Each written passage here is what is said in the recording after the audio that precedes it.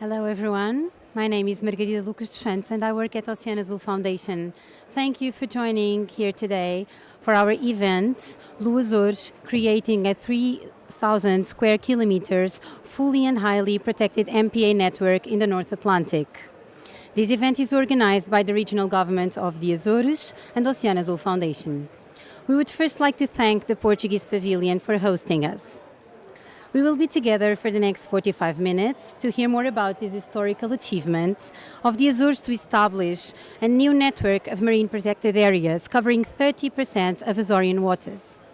I ask our distinguished panel to join me at stage.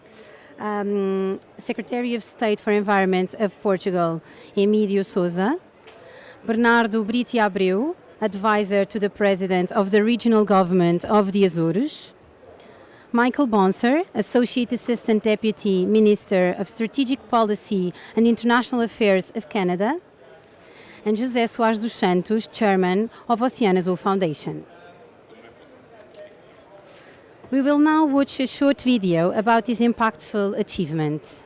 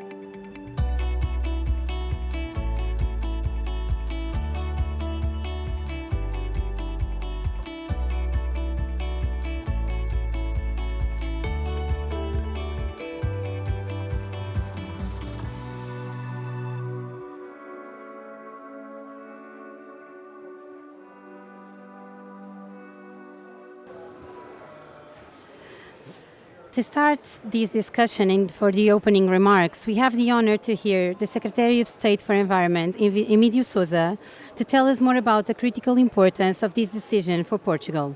The floor is yours, Mr. Secretary.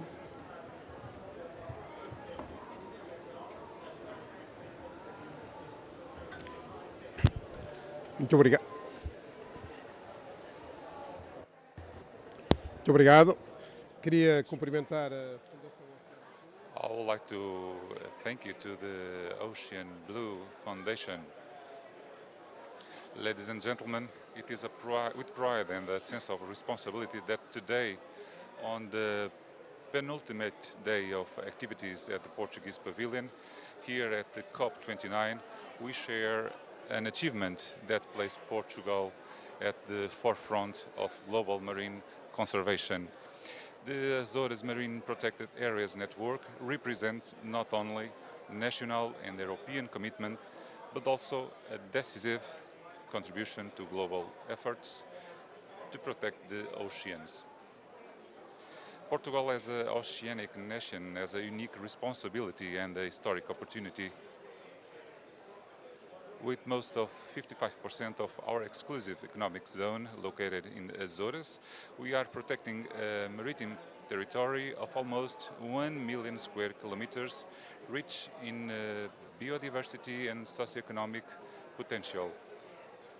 The Azores Marine Protect Areas Network, now the largest network of protect areas in the North Atlantic, represent Portugal's role as a leader in marine conservation and sustainability.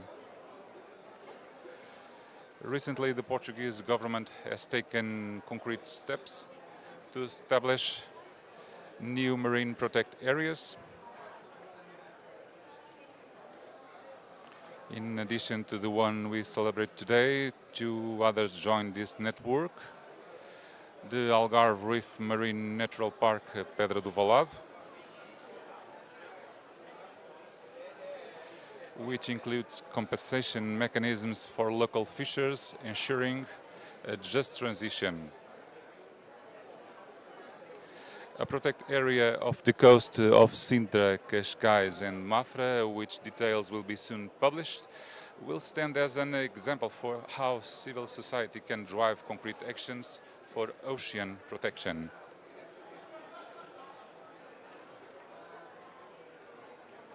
These two areas, together with the new protected area in the Azores, represent a significant milestone for marine biodiversity conservation, directly contributing to the commitment of protecting 70% of Portugal ocean.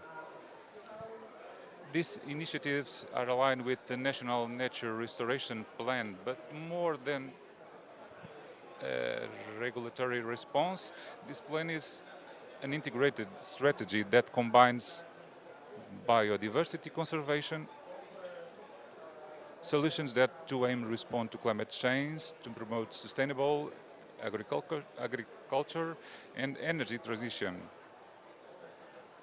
With these marine protected areas, Portugal takes now the lead. After all, we are and always have been a country that not only looks to the ocean, but knows how to connect it with it.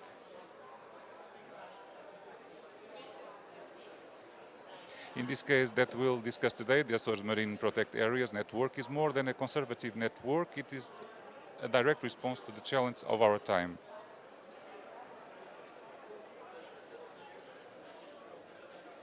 That's why the Portuguese government commitment is clear. We aim to ensure a just transition, supporting local communities and guaranteeing that the long-term benefits for fisheries, biodiversity and the climate overcome the initial sacrifices.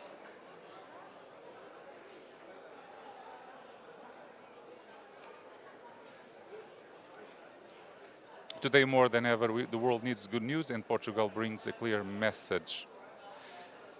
The ocean needs good news, and Portugal, through this specific case in the Açores, delivers a clear message.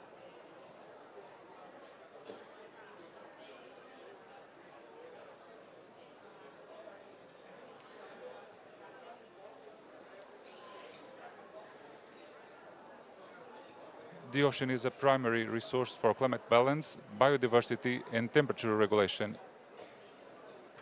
It holds a unique economic and environmental value.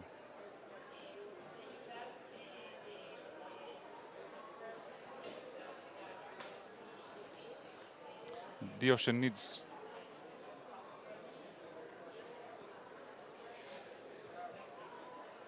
that is possible to care for the planet with political leadership, informed choices, and a collective commitment. Thank you very much.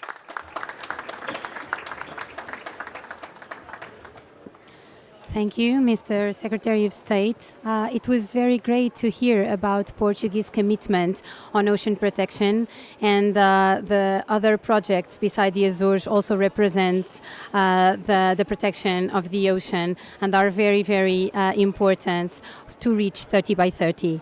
And who best to continue this event than Bernardo Britia Abreu, who is deeply involved and working every day in Blue Azores program, and contributed largely to these great achievements. Bernardo, please take this decision.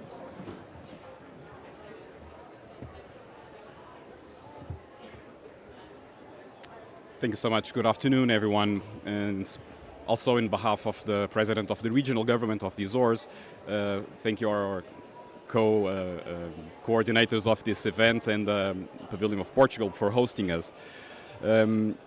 As you've seen on the video, about 1 month ago, the Parliament of the Autonomous Region of the Azores has approved a law that creates a 300,000 square kilometer marine park.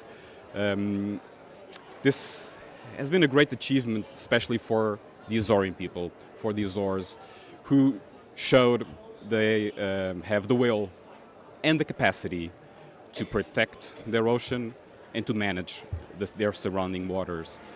How have we done this? Just to be really quick, it has been a very long and intense project that many of us have been thriving together, but it has been grounded on 4 pillars. And very quickly to try to describe the last 5 years, first base on this project, this objective was using the best available knowledge. The Azores University has a long tradition, over 40 years of research, and its oceanography department has given a great contribution to set the base for this achievement. It's science that tells us what to protect, what values do we have. So this was the first layer. The second one is, what do people want? What do the users of the Azorean Sea want for their sustainability, for their uses? And so we engaged in over 18 months participatory process, gathering 17 representatives of 17 institutions or departments, joining together over 43 meetings, representatives from the fishing industry to tourism, from NGOs to state and regional departments of the government.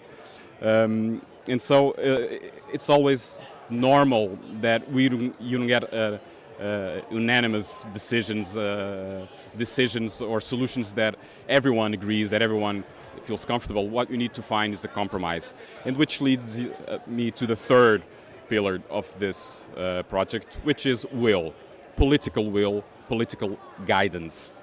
So the will not only to plan and promise, but to act. Not just to promise, but to take action. And this, I think, was very important. If we have a lessons learned from our case, I think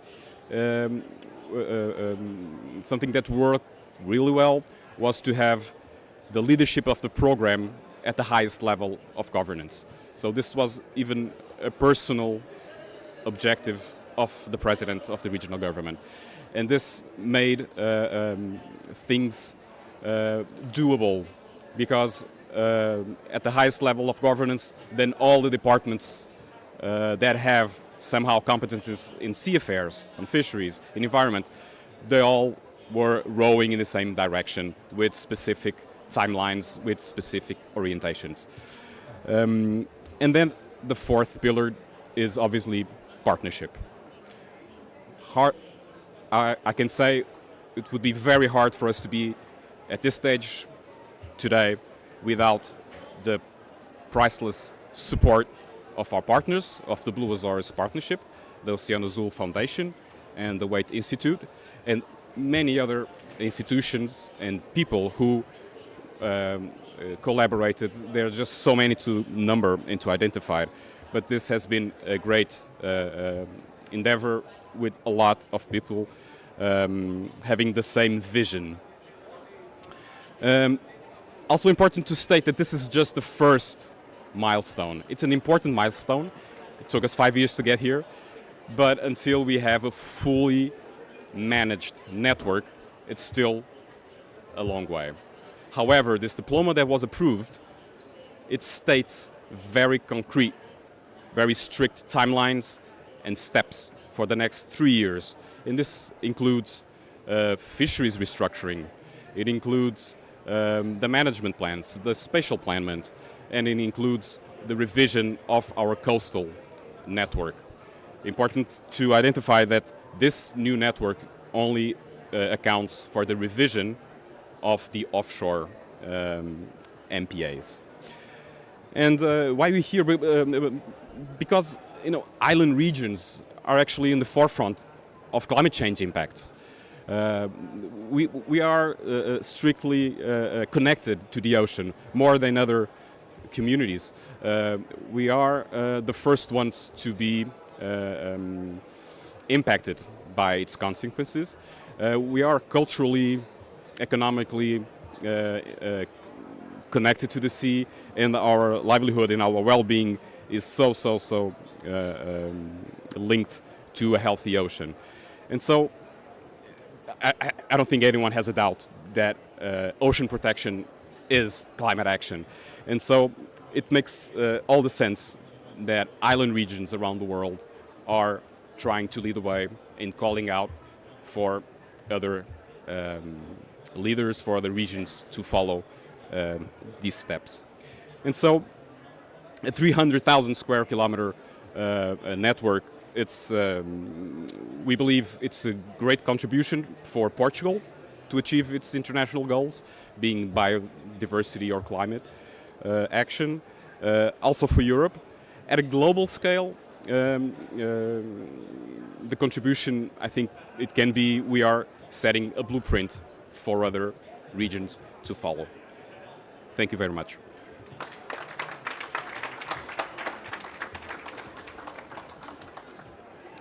Thank you very much, Bernardo. It is great to hear about the leadership and will of the Azores regional government that should represent an example for governments all around the world.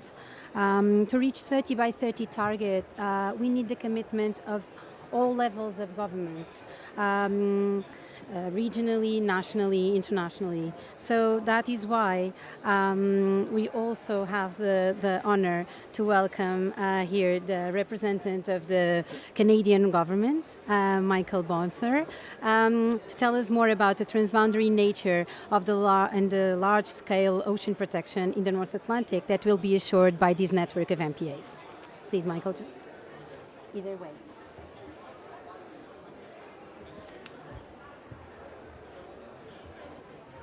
Thank you very much. I feel very honored and grateful to have the opportunity to be here today, not just because it matters to me from a professional point of view. I grew up on a small town on Canada's east coast in the province of Newfoundland, and a clean and healthy and sustainable ocean is critical to my community's survival. And so it feels very personal to have the opportunity to be with all of you today and to be part of this great panel. And I really want to pick up in my remarks today on a number of the pillars that you focused on partnership, on political will, because it's so vital to the work that we do together. Protecting vulnerable marine ecosystems and the vital services they provide is essential, not just within our national waters, but beyond borders, as others have said. And that global 30 by 30 target that you've spoken about is so critical for ensuring ocean health and resilience, and something that the Government of Canada is very, very committed to. Achieving this goal is not only key to halting and reversing biodiversity loss, but also addressing climate change. We are working in partnership with governments, Indigenous peoples, the marine industry, environmental organizations, and coastal communities in our efforts. And we've made significant progress towards the goal. There's still tremendous progress that we need to make. But in 2015, we had less than 1% of our ocean in Canada was protected. Today, we've surpassed 15.5%. And I stand here quite proud of that number, but quite humbled by what is left to do in our own national jurisdiction. This has included the establishment of marine protected areas and other affected area-based conservation measures. But we're here today because the challenge of protecting the global ocean cannot be solved by one country. And your remarks today were emblematic of that point. The transboundary nature of large-scale ocean protection, including in the Atlantic region, requires us to work together across borders to safeguard marine biodiversity. We need to make real progress towards the global 30 by 30 target. This is particularly important in areas beyond national jurisdiction, where only about 1% of ocean space is currently being protected. International cooperation will be facilitated by agreements such as the All-Atlantic Ocean Research and Innovation Alliance and the Partnership for Atlantic Cooperation, and that represents more than 75% of the Atlantic coastline. The ratification and implementation of the UN Treaty on BBNJ, and I was a negotiator on that treaty for many years, is critically important to our success. And existing international organizations such as the Regional Fisheries Management Organizations will help us achieve these common goals. Equally critical for us in Canada is our engagement and our partnership with Indigenous partners. And I want to highlight a successful example of Indigenous-led transboundary cooperation on maritime protection. Last year, Canada and Greenland signed a letter of intent for cooperation on the Pika-Sorsuaq, a dynamic area of open sea in the Arctic that remains ice-free in the winter. It is of great cultural and historical significance to Inuit communities, and it was vitally important that we work together to preserve this area. This agreement has established a joint steering committee to share Indigenous knowledge and scientific information toward common conservation goals and advance ecosystem-based management in the region. Look, it's an honor to be with you today. There's more I could say, but I think there's more that other panelists will want to say as well. I just want to reassure that Canada is committed to working towards, with all of you, to meet the 30 by 30 target. We're very grateful for the leadership of the government of Portugal in this effort. The government of Portugal has been a global leader in this, and we are very honored to have the opportunity to be with you today, and thank you.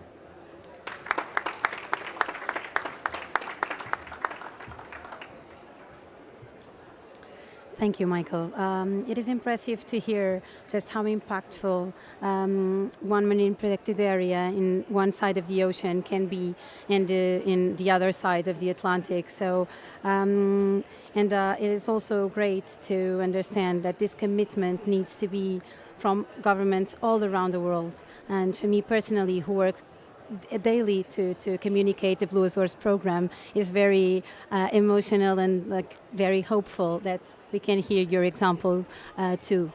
Now, this breakthrough did not simply happen. It took a lot of work from many, many people, of course, the government, but also the local communities, stakeholders, scientists, fishers, tourism companies, foundations. And to speak about this, I am joined by José Soares dos Santos, Chairman of Oceano Azul Foundation. José, thank you for being with us today. Can you tell us more about the role and the importance of collaborations throughout the Blue Azores program? Okay, thank you. I hope you can all hear. First of all, I have to take this opportunity to thank the government of Azores, because it's quite unique, the decision that was taken by the government of Azores to do marine protected areas in a very busy part of the world. Let's not forget that we are in a geostrategic point, and there's a lot of fishing going on, there's a lot of commercial operations going on, and there is even a lot of military operations going on in that area. And for the government of Azores to decide to take some measures on this was quite brave. You don't see that often. The second thing I would like to thank the government of Azores is you did not wait for others, so you took a decision. And this is what I think we expect from governments, is not to find excuses, not to take decisions, but to find reasons to act. And I think this was very important when we started our conversations, because we had established within a context very clear goals, and goals within a timeline that we all shared and we all moved forward. I also have to thank the government of Portugal. I have to say I'm quite proud of my country. The ones that know Portuguese, we tend to criticize our country above all. And we don't spend enough time saying we are very proud, because if it wasn't for the support of the government within this, I think a lot of communities would have suffered, and we could not give the necessary comfort to the ones that are going to go through tough times, because the fishing industry in Azores represents quite a significant part of the GDP of Azores, and the transition time is hard, and people fear because they have unknown in front of them. They don't really know how it will come out in 4 or 5 years, when we expect biomass to increase to a dramatic higher level, so we can resume normal human activities and live out of the sea. It's the essence of Azores. And the fact that the national government stepped in to help Azores in this transition, makes me really proud of what's going on and the revolution that is now going on in Portugal, where we are assuming ourselves, I don't think as an ocean nation, but as a nature nation, which is a very important concept. We tend to separate one from the other, and what we are talking is about preservation and respect for nature. So I congratulate the both of you for the courage to take the lead in a complicated world. I also have to, of course, to thank our partners, because within this context we had several partners that stayed with us all the line, also with the Azorean government and the Portuguese government, and we were able to help the government to make a difference. And I think this is where I would like maybe to spend a little bit of time. We can help. We should not lead organizations like ours. We should not substitute ourselves to the policy decisions, because we can act best when there is a policy decision. And I think this is what Azores did. They did a policy decision. They, of course, have to apply politics to implement the policy decision. But there was a policy decision that was important and justified. And that policy decision was put on paper with clear objectives for the parties that were involved, so we could work throughout the process. And I think organizations like ours, which are responsible organizations, can help in a few things and might be able to add a couple of other things. I think we can help in stabilizing resources, both financial and human resources, because there's political cycles that sometimes make very difficult that good intentions can go into meaningful actions, because timings sometimes they do not coincide of what is needed. So we can help the governments and the institutions, the state institutions, to find a stable resources and stable especially the teams, stabilize the teams so they can go on for a little bit longer. We can also bring knowledge. It's different networks with different principles, with different ideas. We are not bound by foreign office decisions or for political decisions that establish the relationships between the countries. We can tap resources, and when we can bring them this knowledge that emphasizes the scientific decision, because at the beginning, and this was very clear in the Azorean process, the Azorean government wanted a scientifically based marine protected areas network and not a feeling network, because it's just important. I think the other thing we can help is the focus. There are political processes going on. Governments have a lot of priorities at the same time. It's very difficult to establish what is more important than other. And we are the guy that is knocking at the door every 2 minutes and say, please, we need to move on forward, we need to move on forward. So we do help, I think, on the timeline, on the focus, and making the timeline shorter. The Azores is a fantastic example for that. So we established this protocol in 2019. Then, of course, we got COVID, just to help us throughout the process and to move the teams. We got COVID, so we stayed basically doing very little work for about a year and a half. And still in 3 years after that, we were able to establish the initial stage of a marine protected area network, which is quite fantastic, because most of processes, we were very afraid in the beginning. Everybody was saying, oh, it will take 5 years, 6 years, 7 years. No. Maybe we can do it faster. And I think one of the things we helped the government was to keep focus, saying, yeah, you have a lot of priorities, but this one is also an important one, and we can do that. I think we can add 2 things on these partnerships with governments, and they are 2 distinct things. One is difficult to explain, but it's persistence. We are there, so we keep the persistence going. Sometimes it's difficult with governments to maintain the priorities or to maintain the processes going, because governments change, so on and so forth, as in the case of Azores. But organizations that have this mission and are persistent, they can help a lot to keep up the process going at the right speed. And I think we add the transitions, because governments change and we help the transitions. By owning the timelines, sort of owning the timelines, we are able to, as governments change, as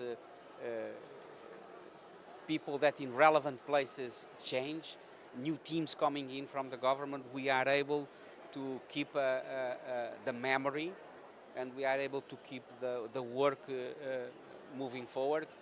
And by doing that, we are able to accomplish this. I think, as you rightly said, there is still a lot of work to do. I think the government and the government of Azores and the government of Portugal, they know there is a lot of work ahead, but we have important things to build on. Because I think there is something that we can show the world. That's the objective 30 by 30 is feasible. It's just a question of commitment, and it's just a question of political policies to be implemented, because in Azores we did basically the 30 by 30 of Azores in 3 years. There is no reason that we couldn't do the 30 by 30 in Portugal in the next 3 years. And there's no reason for the world to do the 30 by 30 by 2030. We just need to find reasons to do it and not excuses to stay in the same place. So thank you very much to the government of Azores, and thank you very much to the government of Portugal, because it's a great thing what you did. Thank you very much.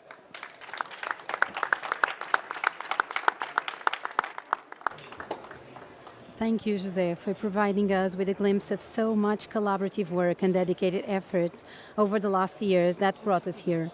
It is truly inspiring and a great reminder that the successful designation of MPAs require all hands on deck and a strong spirit of collaboration from stakeholders. And it is with some of these stakeholders we will now continue this event by listening to testimonies from Azorean Ocean Voices, and after that I think we will have 5 minutes for a brief Q&A.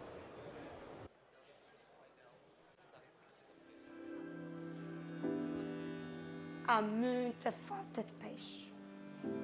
Muita falta de peixe. Deixem que o peixe, que nós temos que ter trabalho para todos. Se não atuarmos agora, nesse preciso momento, eu não sei como é que vai ser o dia da manhã, ou para o ano que vem, ou daqui a 5 anos, 10 anos, e eu espero que a minha geração, a geração mais nova no ramo da pesca, consiga mudar o futuro. Ao protegermos, temos mais para ver. Ao termos mais para ver, quem nos vem visitar sai daqui de olhos cheios e de alma cheia, não é?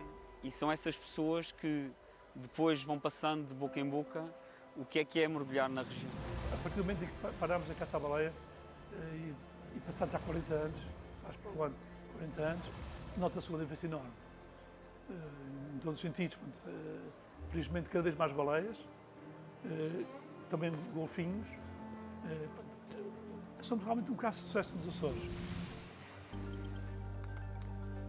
Houve aqui uma combinação de critérios científicos, de objetivos de conservação e da audição das partes. Portanto, eu penso que este diploma tem o melhor de todos os mundos, tem a melhor ciência disponível, a melhor participação disponível e um caráter adaptativo que permite o seu sucesso e a sua atualização em qualquer momento. Porquê é que o estamos a fazer agora? Estamos a fazê-lo agora porque neste momento temos tudo o que é necessário para o fazer. E estamos a fazê-lo agora porque estamos a proteger enquanto ainda há algo a proteger.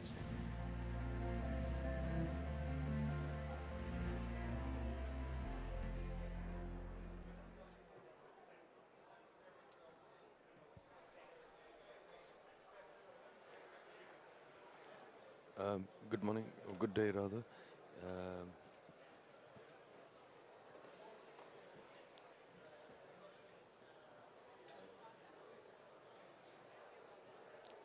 Good afternoon. My name is Shahid. I'm Climate Secretary for one of the provinces in Pakistan, and we're going ahead with a lot of nature-based solutions and protected areas. And my question is what kind of economic groups and political groups did you have to take on board and solve your political and economic issues in order to come up with something as substantive and as ambitious as this endeavor? Thank you.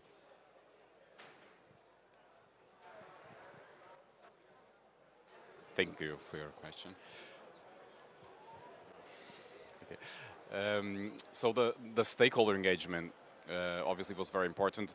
About the economic groups involved in our specific reality, the two main strong ones would be the fisheries associations, and we had more than one. Basically, we had pole and line for tuna, and other associations for demersal, and tourism. So the associations of maritime touristic operators, being there whale watching or scuba diving. So those were the biggest stakeholders that we had to align. Obviously, there's a great potential for blue biotechnology, and so this is also something we had in mind. Although we didn't have a specific stakeholder for that, it was the government itself who was accounting for that potential. But basically, these were the strongest stakeholders, ones we had to have in account in our reality.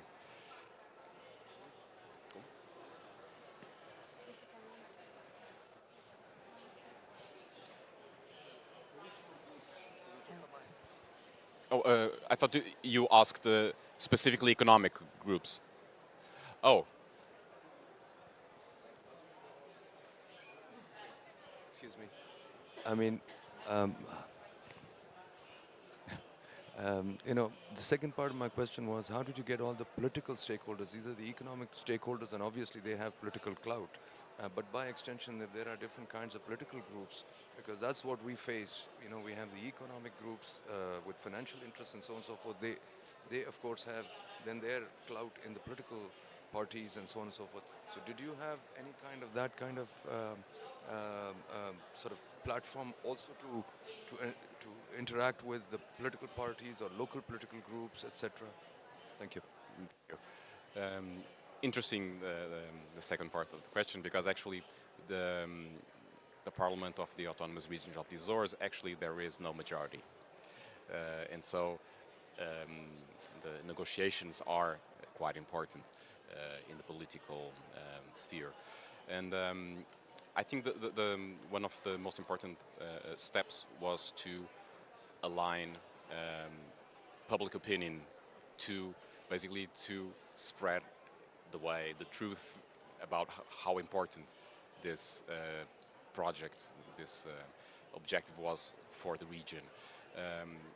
Of course, you always have means to create doubt if you were in the opposition, to create oppositions and to change. The negotiations were afterwards in the political level were quite intense. I would say the night of our approval was a very long one, but this is the way. There is no other.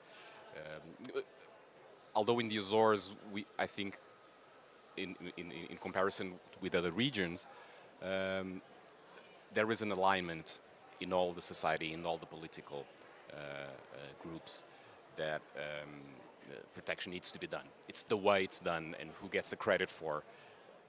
That's where the political battle is more intense. Hello, I'm Eugénia Barroca, the regional representative for Europe and Lusophony of Sustainable Ocean Alliance. And first of all, as a Portuguese myself, I just want to congratulate everyone involved for this great achievement. And as it was mentioned on Sir Bernardo's speech, that this first victory is achieved, but we still have another process on the road to have the actively manage on the implementation stage. And I was curious to understand how long are you predicting that will take that phase, this future phase? And also I'm curious to understand what are the prospective funds to effectively do this implementation and enforcement continuity through time. Thank you. Thank you, Jenny, for your question. So, in short, this diploma that was just approved has two main bodies. One is the Marine Park itself, the new network. The second one is the strategy for implementation. So it sets very strict timelines and objectives, and the kind of diplomas we need for the next steps. And so, in short, we have, so the law, once it's published, would be enforced in 9 months. After 12 months, we need to have published the strategy of implementation and management. and the action plan. And this includes many things like the vision for the strategy, the how to meter success of this network, what are the guidelines for the management plans and for the spatial. And so this leads to the second step, which is management. So the diploma sets 2 years after it's published to have all the management plans and all spatial planning done within 2 years. And on the third year, all the coastal and MPAs should be revised and included in the new marine park. And so there's an adaptive approach to this strategy that in very periodical cycles of around 3 years, it should be revised, it should be assessed its success, and to include new knowledge that in the meantime has been found, and the new good practices, internationally accepted good practices. I don't know if I was able to answer your question. The funding. So yes, there's a lot of investment that needs to be done, not only financial but also for human resources. This is something the program has been working on a lot in the last months, is to do a timeline and how and what are the people needed, what are the gaps within the government, for example, within the program itself, the gaps being there legal, MSP, law enforcement, surveillance, monitoring. And so there's been a lot of work done by the team on aiding the structure of the government, because the government needs to lead the way. It just needs to be supported by the program, and there will obviously a great help from the central government on including within its carbon funding the compensations for fishermen, environmental fund. This is a great help. It has been done already in other marine parks in Portugal, but also we are gathering, all the financial needs and identifying sources of financing as well, being that philanthropy, being that EU fundings. So this mapping of the funding, it's very important, and it's being done as we speak. One last question. If I can add to this, so Blue Azores partnership, we have already committed to maintain the support to the process, and we are actually increasing the funding from our side. We are exactly discussing what to do next steps, and of course we know that there is internationally a lot of attention to this situation, so I think we can gather some support, especially because when we started this adventure with the Azorean government, we were aiming at 15% marine protected area no-take. We got 30%, of which 15 no-take. So we still have here in the back of our mind 50% marine protected areas, which would be nice, despite the fact that I always defend 100% should be controlled and regulated, because it's public interest is from public. So we are aiming, maybe we can convince the 50%. It's a challenge. Hello, I'm George Cristino. I'm partner of Get to See and Portuguese from the Portuguese delegation. And I had two questions very quickly. I think that one of them is already answered, but anyway, I was wondering what was the principal factor or the principal tool besides the will and so on, and the political aspect, but in practical terms, which was the principal tool to have all these economic stakeholders. And I think that the funding was one of them. That's why I was thinking that the answer is already there. The second one, I suppose that you are monitoring all this process in the next years, and which are the KPIs or the principal KPIs that you include in all this process to evaluate among time? Thank you. I would say, so the biggest tool, as I tried to state before, was not the funding. The funding actually was announced the week the law was approved. So we weren't sure if we were able. We were confident, but this was a decision by the Minister of Environment and Energy.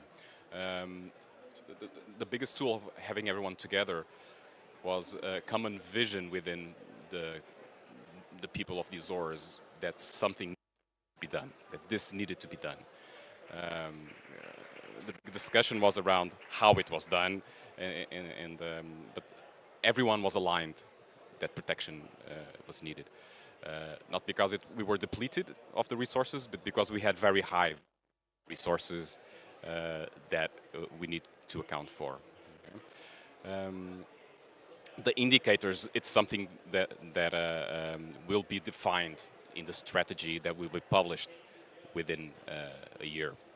Okay, and they are being worked on by the technical group. I'm maybe not the most knowledgeable person to answer to you right now, but this will be in the strategy of management of the network. Yes, so we need to finish the event. I hope the next years we'll be here discussing the effective implementation of this MPA, and I'm sure we will. Thank you very much for being with us today, the regional government of the Azores for all the leadership and for organizing.